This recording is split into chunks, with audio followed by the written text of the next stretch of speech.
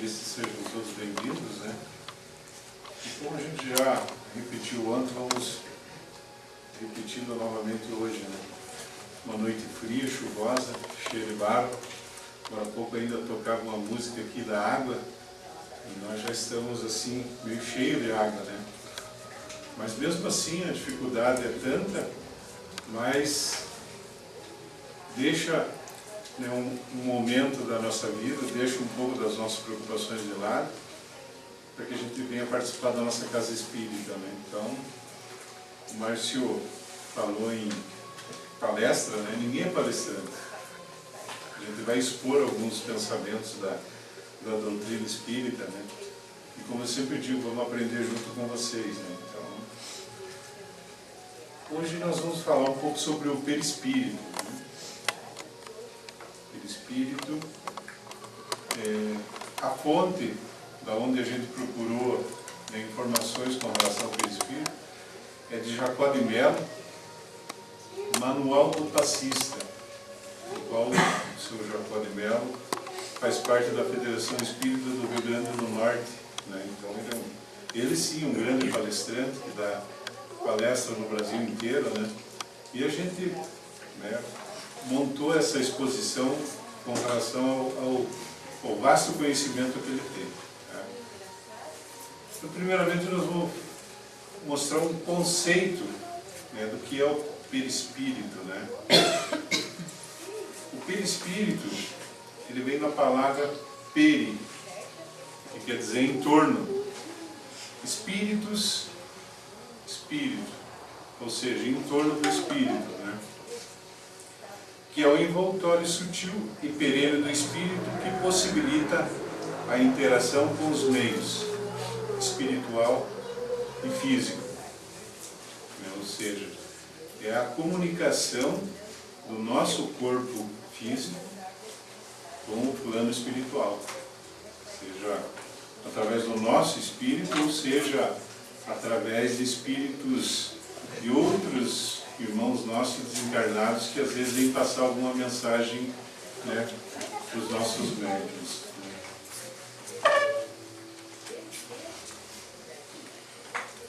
Na pergunta 93 do Livro dos Espíritos, ela está bem clara com relação ao que, né, é o perispírito. Espírito é o princípio inteligente do universo. E está respondido na pergunta 23. Alma, um espírito encarnado. A alma mais o perispírito, né, ele dá o espírito. E o espírito mais um corpo físico, né, que é isso aqui, ele dá o homem no sentido homo sapiens, né, homem e mulher, né. O perispírito, na verdade, né, a nossa figura 1 ali é o corpo físico, a figura 2 é o perispírito, e o 3 é o nosso espírito. Tem muita gente que diz assim: puxa, mas eu tenho um espírito que anda comigo, né? Se assusta. E na verdade não tem espírito nenhum que anda com ele. E ele é um espírito. Nós somos um espírito, né? Então, existe a ligação do nosso corpo físico com o mundo espiritual, como eu já falei. E essa ligação é através do perispírito, né? Essas perguntas foram todas elas tiradas do Livro dos Espíritos, né? Na pergunta 135, há no homem outra coisa além da alma e do corpo? Daí, os Espíritos respondem para Kardec: há o liame que une o corpo à alma. Ele tem algumas coisas também, né? É bom a gente já falar de início, que a doutrina espírita, ela é assim, vamos dizer, os termos dela, às vezes, é meio além daquele conhecimento que nós temos aqui, né? E até a Joana de Ângeles, ela é o espírito mentor, né, do nosso maior espírita vivo, né, que é o Divaldo Franco. E ele até um dia cobraram dele porquê das palavras difíceis, o porquê de por que ele não faria até umas palestras ou um livro, né, que falasse a linguagem para que todos entendessem, né? E aí a Joana de Ângeles, que é o espírito mentor dele, chamou a atenção dele dizendo que não. Que nós estamos aqui na Terra para progredir. Então não tem que mudar nada. Quem tem que mudar são os encarnados, ou seja, nós é que temos que aprender. Então por isso que a doutrina espírita, às vezes, ela tem assim algumas palavras diferentes, né? E a gente tem que ir atrás, porque, né, você estando dentro da doutrina espírita, você começa a estudar, você começa a aprender. Você sabe que a cada coisa que você aprende dentro dela é um passo na evolução que você tem, né? Então vamos lá. Liame. O que é a liame? É a ligação, é um laço. Então, há no homem outra coisa além do corpo, além da alma, há o liame que une ao corpo, ou seja, o perispírito, né? Na 135 também, no mesmo livro dos Espíritos, Kardec pergunta aos Espíritos: há o homem outra coisa além da alma do corpo? E a 135, qual é a natureza desse liame? 135A, né? Aí ele responde: semilateral, quer dizer, um meio termo entre a natureza do espírito e a do corpo. E isso é necessário para que eles possam comunicar-se. É por meio desse liame que o espírito age sobre a matéria e vice-versa. Ou seja, é através do perispírito que o espírito nos passa as informações e vice-versa. Assim nós passamos as informações aqui no nosso mundo carnal para o mundo espiritual, né? O homem é assim formado por 3 partes essenciais. Primeiro, o corpo, né, o ser material, semelhante ao dos animais e animado pelo mesmo princípio vital. Segundo, a alma, ou espírito, né, encarnado, do qual o corpo é a habitação. E o perispírito, princípio intermediário, substância semilateral que serve de primeiro envoltório ao espírito e une a alma ao corpo. Tais são como um fruto, a semente, a polpa e a casca. Então, só para ter mais ou menos mais um conceito do que é o perispírito, né? Com relação a uma fruta, né, que existe a casca, a polpa e a semente. A pergunta 150. A alma conserva a sua individualidade após a morte? Sim. Não perde jamais. O que seria ela se não a conservasse? Isso tudo é importante, né, a gente ter esse conhecimento, porque às vezes a gente se assusta daquelas crianças, né, que vêm já sabendo de mexer em controle de TV, liga, desliga celular, computador, por aí vai, e tem os pais que às vezes não sabem nem mexer, que é o meu caso, né? Eu tenho a minha pequena lá em casa e que ela faz. Tanto é que agora há pouco nós chamamos ela aqui para tentar ligar, né, o cabeçudo, como diz, o cabeça quadrada, como diz o Márcio. Então, é esse conhecimento que a nossa alma guarda de outras vidas, né? Então não se assuste. Por quê? Porque se nós acreditamos na reencarnação, do doutrina espírita prega isso, né, nada mais justo que as crianças que venham nascendo, elas venham com mais conhecimento, e é justamente por isso. Porque a alma conserva a sua individualidade após a morte. Ou seja, tudo aquilo que ela aprendeu aqui no mundo encarnado, ela vai levar para depois da morte, e quando ela retornar, aos poucos ela vai retornar, né, com aquele conhecimento que ela já aprendeu aqui. Isso somos nós, né, não são só as crianças, né? Na pergunta 150A, uma alma constata a sua individualidade se não tem mais o corpo material, depois que ele desencarna, depois que morre, né? Tem um fluido que lhe é próprio, que tira da atmosfera do seu planeta e que representa a aparência da última encarnação do seu perispírito. Para aquelas pessoas, para aqueles trabalhadores que participam nas sessões mediúnicas, né, dos trabalhos mediúnicos, a gente sempre vê os trabalhadores espirituais que vêm nos ajudar, né, curar certas doenças, certas enfermidades e preocupações. Às vezes eles vêm lá em forma de velho, Às vezes ele vem em forma de cigano, às vezes ele vem em forma de índio, né? E aqui está uma resposta. Por quê? Porque ele guarda dentro do seu perispírito lá aquela encarnação que ele teve na Terra, que ele se deu melhor, né? Então, se ele foi um índio que ajudou muita gente aqui, né, e que teve seu merecimento para continuar trabalhando no mundo espiritual, ele retorna aqui, mesmo sendo espírito, na forma da última encarnação dele, né?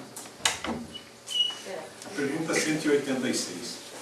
Há mundos em que o espírito, deixando de viver num corpo material, só tem por envoltório o perispírito? Né? Há mundos? A pergunta é essa. Porque na morada do meu pai, como diz o Evangelho, né, são várias moradas, né? E seria muito egoísmo da nossa parte achar, né, que Deus, criando o universo do tamanho que é, pela beleza que é, que somente nós iríamos fazer parte desse universo dele, né? Só o planeta Terra seria povoado, né?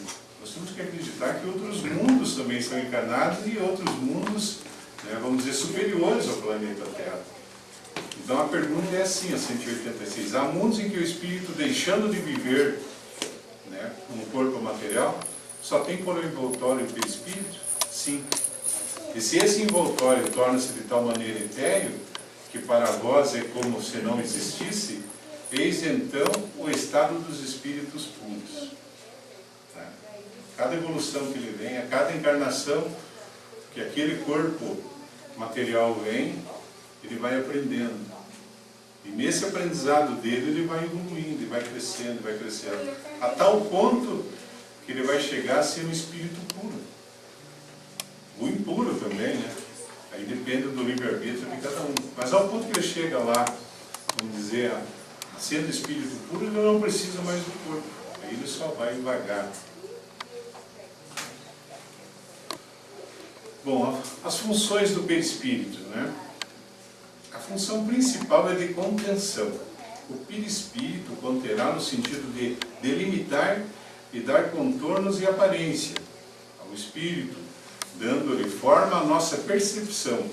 Quando da necessidade da reencarnação, o espírito precisa se delinear, organizar e delimitar o processo morfogenético, presidindo a elaboração de formas e disposições do corpo que será desenvolvido para albergá-lo. Ou seja, antes da pessoa encarnar, que vamos, né, colocar como sendo o planeta Terra, aqui a encarnação dele, né, ele é moldado, o perispírito dele é moldado antes dele vir para cá, antes dele nascer, da forma que ele vai ser aqui. Então ele é reduzido do tamanho de uma sementinha, e dessa sementinha ele começa, né, a virar embrião, e de embrião ele vira, né, aquilo ali, né, e aí vai acabar se tornando, lá no final, vamos dizer, da vida dele, tudo aquilo que ele veio, se propôs a desenvolver. Né? A função de ligação é uma função principal também. O espírito encontra-se numa frequência muito alta quanto à matéria. O corpo, portanto, vibra numa frequência muito baixa. Assim, o elemento de ligação entre eles deverá forçosamente ter campos ou zonas que vibrem nessas duas faixas de frequência, ou pelo menos próximas a ela, para assim poder viabilizar a conexão. Na estrutura do perispírito, encontra-se destacado pelo menos dois grandes campos. Um que se une ao espírito, chamado campo mental, e outro que se une ao corpo físico, campo vital. Seria, pois, nesses campos que encontraria os elos que prendem o espírito ao corpo. O nosso espírito, né, por outros estudos que a gente já teve, ele na verdade tem a força de uma energia muito grande, né, comparada até mesmo uma, vamos dizer assim, de uma Itaipu na vida, de tão forte que é a energia do espírito. Para nós é muito forte, para os seres superiores, né, os espíritos superiores, é muito fraco ainda, né?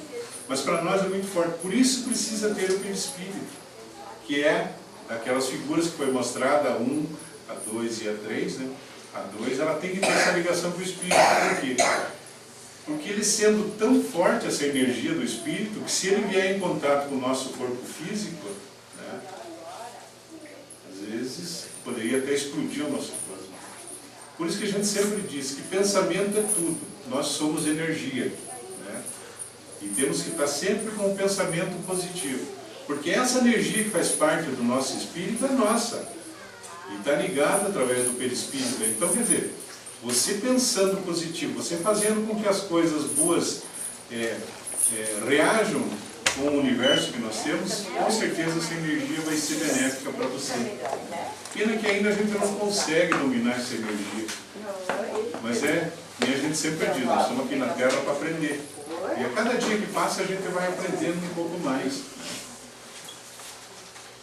A outra função é de intercâmbio. Existe o espírito, né? O perispírito e o corpo físico. E nada passa, por exemplo, eu não passo do meu corpo físico para o meu espírito informação. E o espírito não passa para mim diretamente para o meu corpo físico. Passa através do perispírito. Então essa é uma das funções do perispírito também. É de ligação entre o espírito e o corpo físico. E vice-versa. Né? Justamente por causa dessa energia forte que tem o espírito, que se for repassada direto para o corpo, né? Vou lembrar mais uma vez, aquelas pessoas que participam do mediúnico sabem disso. Né? Quando eles estão incorporados com um determinado espírito, que já está dosado, que já está a frequência modulada com ele no corpo físico, mesmo assim é um choque. É essa energia que precisa ser modulada pelo nosso perispírito. Né? Então é uma das funções dele. As propriedades do perispírito. A plasticidade. Essa eu vou ter que ler aqui para vocês o que é a plasticidade, né? É um nome bonito até para se dar com a criança, né? Plasticidade. É a propriedade de um corpo de mudar de forma irreversível e ser submetido a uma pressão. Então o termo certo de plasticidade é isso, né? O perispírito é o eterno espelho da mente, moldando-se de acordo com o seu comando plasticizante. Contudo, tal possibilidade de alterar a indumentária perispiritual é limitada ao padrão evolutivo. O espírito só pode adequar-se perispiritualmente aos modos que digam que suas vivências pretéritas e atuais, ou seja, com a sua realidade íntima. Não adianta eu querer moldar ou transformar meu perispírito aí num corpo elevado, num espírito elevado, se de repente o meu passado ainda me condena, né?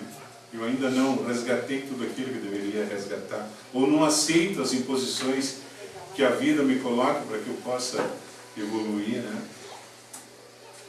A densidade. Densidade é o peso, né? O perispírito, agente da alma, não deixa de ser matéria, ainda que de natureza, mais uma palavra difícil aqui, quintessenciada, né? Ou seja, que faz parte do universo inteiro. Então o perispírito, agente da alma, não deixa de ser matéria, ainda que de natureza quintessenciada, como tal apresenta uma certa densidade que se relaciona com o grau de evolução da alma. A densidade perispíritica varia de indivíduo para indivíduo. Nos espíritos moralmente adiantados, escreve Kardec, é mais sutil, é mais leve, se aproxima dos espíritos elevados. Nos espíritos inferiores, ao contrário, aproxima-se da matéria, que é o que faz os espíritos inferiores de baixa condição conservarem por muito tempo as ilusões da vida terrestre. Né? Nos estudos que a gente sempre tem aí, né, a gente sempre vê alguns casos aí que, vamos dizer, o corpo físico, o cidadão desencarnou e não aceita o desencarne. Né? Porque ele não teve uma preparação antes, né? Ele não teve um conhecimento, não teve a oportunidade que a gente está tendo aqui de ler um livro, de conhecer a doutrina espírita, né? Então ele desencarna, mas ele não aceita, puxa, deixei mulher, deixei filho, deixei os bens lá, né?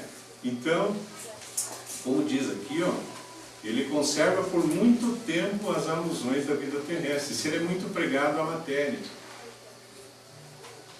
Não que ele não tenha que ter amor pelos filhos, ou pela esposa, ou até pelos bens que ele tem, deve ter assim, porque com muito custo que ele conseguiu tudo aquilo, o amor que ele tem pela família, né?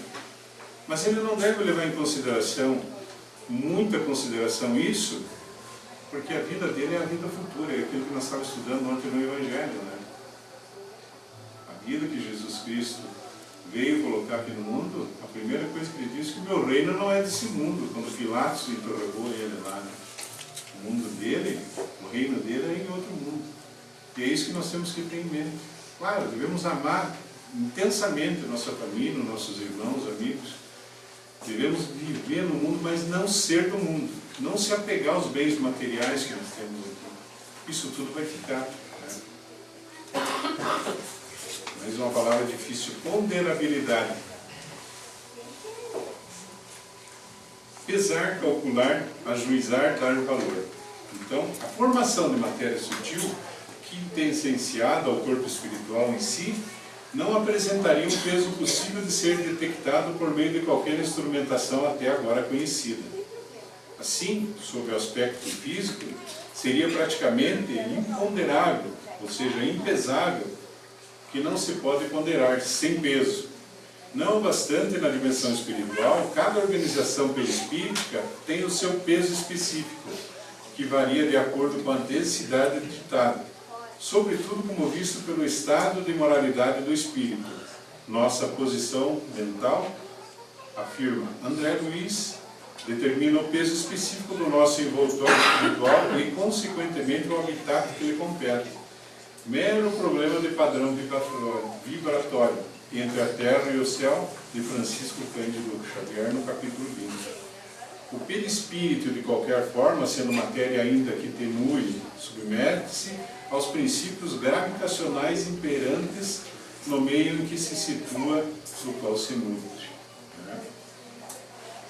A luminosidade do perispírito. A intensidade da luz está na razão da pureza do espírito. As menores imperfeições morais atenuam-se com enfraquecimento. A luz irradiada pelo espírito será tanto mais viva quanto maior o seu adiantamento. Então, aquele irmão que ainda não conseguiu achar o caminho correto aqui nessa vida como encarnado, e que pelo nosso julgamento, que muitas das vezes, e na maior das vezes, é um julgamento errado, que ele pratica coisas erradas, ele não vai estar se adiantando. Ele vai estar cada vez mais se apagando a luz do perispírito e do espírito dele. E a partir do momento que ele deixa de fazer aquilo que é contrário às leis de Deus, aquilo que lhe compete a ajudar os seus irmãos, viver na caridade, a luz dele começa a voltar, ele começa a se adiantar. E é isso que Deus quer. Por isso ele colocou nós no mundo de sofrimento. Para que a gente aprenda através do sofrimento se adiantar cada vez mais, se elevar. Mais um nome difícil. Penetrabilidade. Matéria nenhuma se lhe opõe obstáculo. Eles atravessam todos como a luz, atravessa os corpos transparentes, anota Kardec. Daí vem que não há como impedir que os espíritos entrem num recinto inteiramente fechado. Não adiantou se fechar a porta, hein, Marisete? Eles vão entrar. Eles vão entrar sim, não adianta. Obras póstumas, a pergunta 47 e 48. Observe, entretanto, que em níveis menos adiantados, os espíritos muitas vezes não conseguem atravessar os obstáculos materiais, simplesmente por ignorarem que não podem fazer. Tem um grande exemplo aí, que é aquele filme do Ghost, que o cara queria defender a mulher dele do bandido, lá para quem assistiu, né? E ele queria mexer algum objeto para fazer para aquele cidadão não se aproximar da mulher dele lá. E ele tentava de tudo quanto era forma e não conseguia. E no trem ele viu um espírito lá chutando latinha, né, derrubando mala, fazendo um monte de... E ele foi e aprendeu com ele. E aprendeu através da cabeça. O espírito lá colocou que a cabeça dele podia fazer o que ele quisesse. E está aqui, ó. Às vezes a gente ignora as coisas que a gente não pode fazer, né? Ah, não vou fazer isso porque não dá certo, porque é muito difícil. Vai lá e tente fazer, pelo menos. Tente uma, duas, três. Pelo menos amanhã depois, se não der certo, eu digo, mas eu tentei. E numa dessas tentativas você vai e consegue, né? Visibilidade. O perispírito em si é completamente invisível aos olhos físicos, né, Dona Maria? Não é para os espíritos. Os menos adiantados percebem o corpo espiritual de seus pares, captando-lhe o aspecto geral. Já os espíritos superiores podem perscrutar a intimidade perispiritual de desencarnados de menor grau de elevação, bem como a dos encarnados, observando-lhes as desarmonias e as necessidades. Porque quando a pessoa vem com um atendimento fraterno, que está ali atendendo, já preparado para aquilo, e olha para a pessoa e não precisa nem a pessoa falar o que ele está sentindo. Ele abre o Evangelho e ali vai dar certinho. Por quê? Porque ele está preparado. E a força de vontade dele de se colocar em caridade para ajudar os irmãos, não que ele queira fazer por ser bonito, não. Né? É mera vontade de ver os irmãos em sintonia, numa harmonia bem melhor. Né? E aqui tem o médium Peixotinho, em sessão de materialização, e Pedro Leopoldo com a presença de Chico Xavier. Ou seja, o espírito, né, foi até fotografado ali, né, aparecendo. A corporeidade. O corpo perispíritico, resultante de um campo que a alma projeta, aglutinador de recursos da natureza terrestre, surge como uma estrutura, por assim dizer, quase material, a instrumentá-lo. O espírito tem condições de corporificar-se materialmente de forma eventual e transitória. É o que acontece nos processos de materialização em que o espírito aglutina em seu perispírito os recursos ectoplasmáticos disponíveis, assumindo aparência material. Também tem mais uma foto da materialização do espírito Kate King entre os assistentes do cientista William Crookes. Tangibilidade, ou seja, tudo aquilo que pode ser pego, tocado, né? O perispírito como suporte ectoplásmico que ele dá expressão física pode tornar-se materialmente tangível, no todo ou em parte, pois tocando no corpo ectoplásmico, obviamente toca-se no perispírito que o sustenta.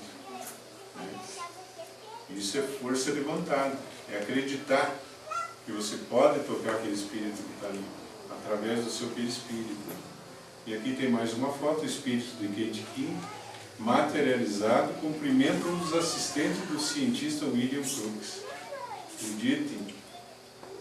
Sensibilidade global. A percepção do meio que envolve o espírito, sem o corpo físico, acontece com um registro global do perispírito. Ou seja, uma percepção que o espírito realiza com todo o seu ser. Assim vê, ouve, sente, enfim, com o corpo espiritual inteiro independente, mesmo de posição ou direção, uma vez que as sedes dos sentidos não encontram localização tão específica quanto se observa no estado de encarnação, em que a percepção das sensações físicas ordinariamente não se desvincula de suas bases anátomo-fisiológicas. Sensibilidade magnética. Na hora do passe, né? O perispírito, o campo de força que é a sustentar uma estrutura semimaterial, apresenta-se como não poderia deixar de ser, particularmente sensível à ação magnética. No processo do passe, o espírito, acumulando energia e estimulando a sensibilidade do médium, conjuga suas forças com a destes psíquicas e vitais para a transmissão dos recursos de cura. Está vendo? Quantas vezes a gente, né, vem para tomar o passe, mas vem sem vontade, vem sem acreditar, vou lá por aí, né? Estamos mandando ele lá, eu vou. Sai pior ainda do que entrou ali, né?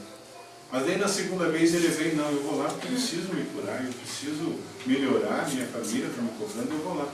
E vem com fé. Ele sai dali outra pessoa. E é através desses fluidos magnéticos, né, que através do perispírito, que o nosso espírito passa para que a gente tenha aquela cura que veio atrás. Né? E quando um entra dentro de uma porta de uma casa espírita, ele não veio de graça. Ele veio por merecimento. Merecimento é que ele já fez alguma coisa boa, já fez por merecer aquela cura, aquele entendimento. Né? Expansabilidade. O perispírito, intrinsecamente indivisível, pode, entretanto, conforme suas condições, expandir-se, ampliando seu campo de sensibilidade e também de percepção. Graças a essa propriedade que se torna possível o contato perispírito a perispírito, que marca o fenômeno mediúnico.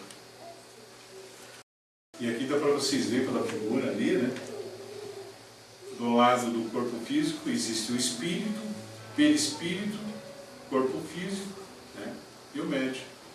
E do outro lado só tem o espírito e o perispírito, e o comunicante, que é o espírito autorizado que veio passar a mensagem. Não existe o corpo físico. O corpo físico, só nós mesmos temos. E temos aquela energia vital que os espíritos precisam.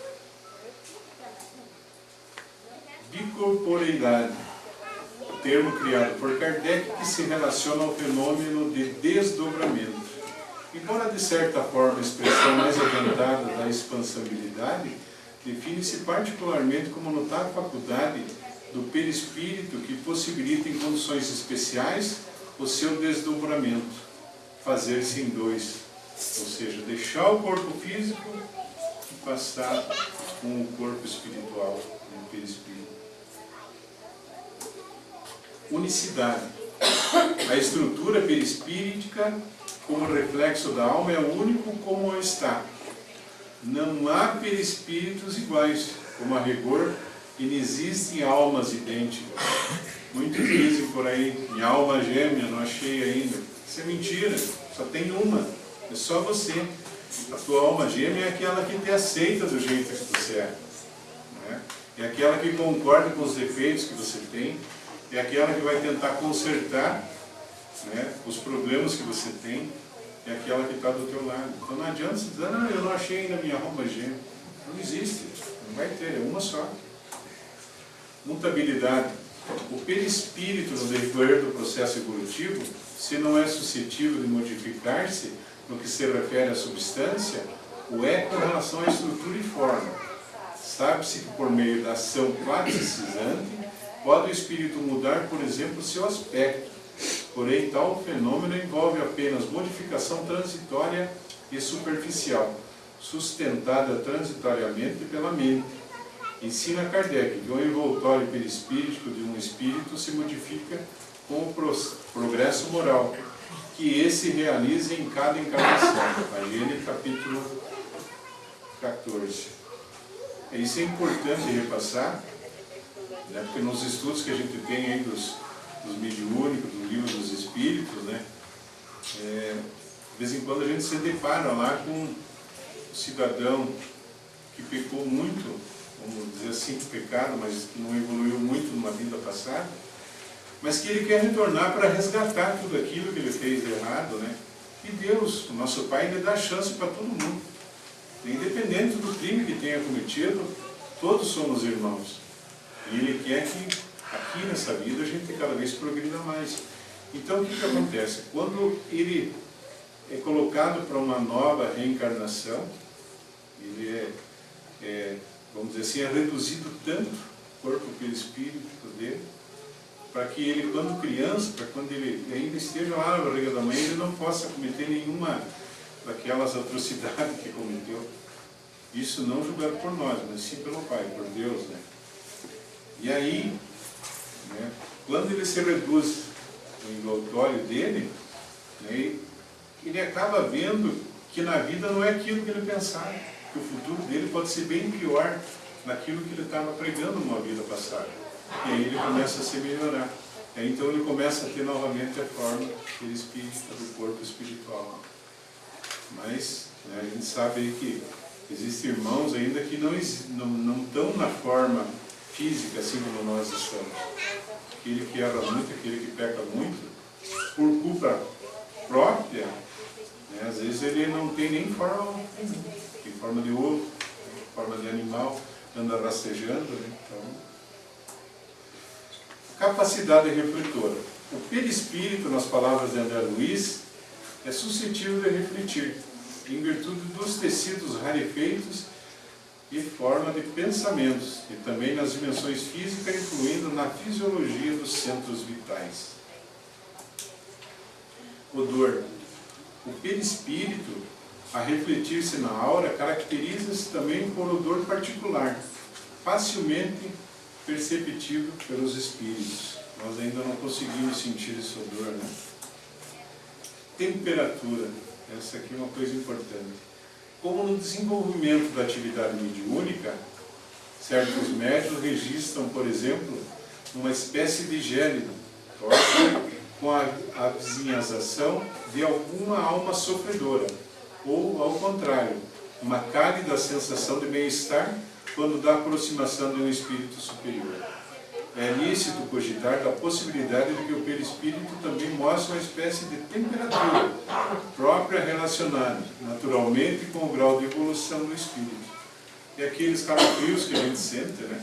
Às vezes você passa por determinado lugar que muito, meu Deus, ali tem um irmão sofredor ainda, né? E às vezes você está num ambiente gostoso que você não quer sair dali, né? Existe um irmão que já está no caminho da superioridade. E os próprios médios, aqueles médios de incorporações dos trabalhos mediúnicos, aqui eles sentem, né? E a gente vê, né? Está com frio, daqui a pouco está com calor. Então,